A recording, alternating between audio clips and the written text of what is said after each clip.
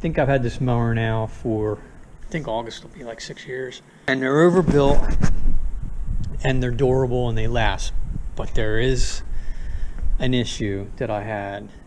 The bolts that hold the whole under axle broke. And they're not very big bolts to begin with. They look like they're maybe 5/16, which, as you can see, one broke completely and the other one just stripped the threads off. And I think it has mostly to do with driving on rough terrain.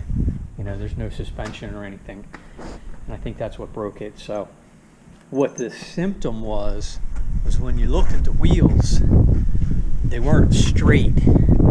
They kind of canted out.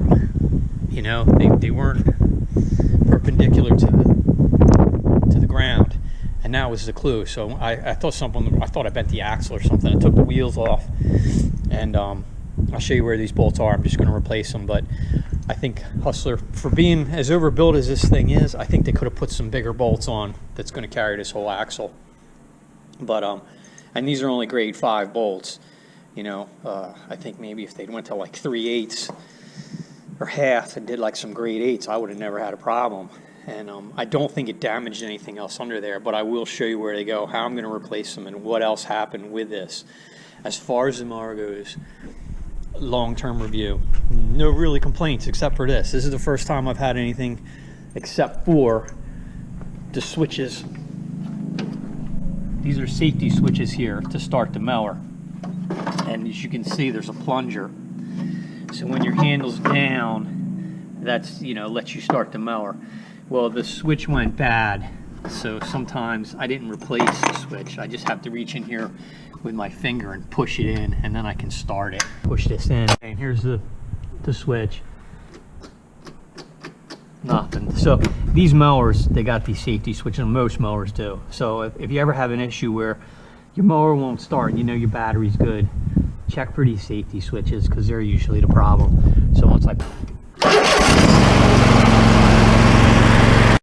But the other thing I noticed, well, I had to do, is I had to make these little ramps up, because the back of this is so low. And even to change the blades, to take them off to sharpen them, you can't just put a jack under the front. You can't get it up high enough. Or at least I'm using an electric impact. I can't get it up high enough to get the impact gun to fit under there to get the nuts off. So I had to drive it up on those ramps, then jack the front up with an automotive jack. Then I can get under there and get the blades off. But also, what I'm going to do today, taking these wheels off, you can't get the jack under there because there's just not enough height to get your jack under there. So I got to drive up on these first to get some height under there, and then I can get the jack in. We'll get her all jacked up, and I'll show you where these bolts are. Okay, now you can see I got enough getting up on these blocks so I can get my jack under there. Now the reason the wheels don't look crooked now is because I had some 1/4 inch bolts that I temporarily put in there just so I could get it back into the garage. The last time I didn't have big enough bolts in my toolbox to fix it, so I had to go get some bolts. But you're going to need a pair of jack stands once you get this up. These, take these wheels off.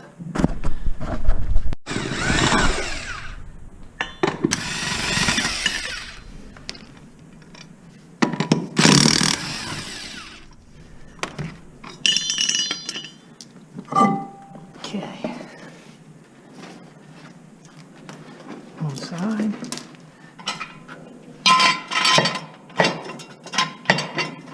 Get the other side. Jack stands under there. You gotta lower it down so that you can take the weight. This whole piece underneath here, as you can see, these are the bolts that broke that go right through here. There's one on each side.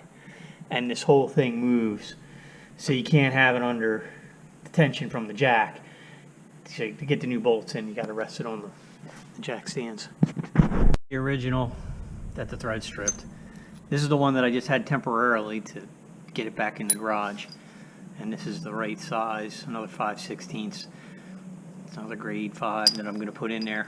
I would have went with grade 8, but I didn't have any, so that's what I have to work with. And if you're going to be using one of these in rough terrain, like I mow a large field, it's pretty rough, this is just something you want to keep an eye on, because in my opinion, it's too small of a bolt to do the job that it's asked to do, especially with all this weight from this mower since it's so heavily overbuilt. Okay, don't snug the other side down until you get both sides in. And on this one, I had issues. I had to loosen up this bracket.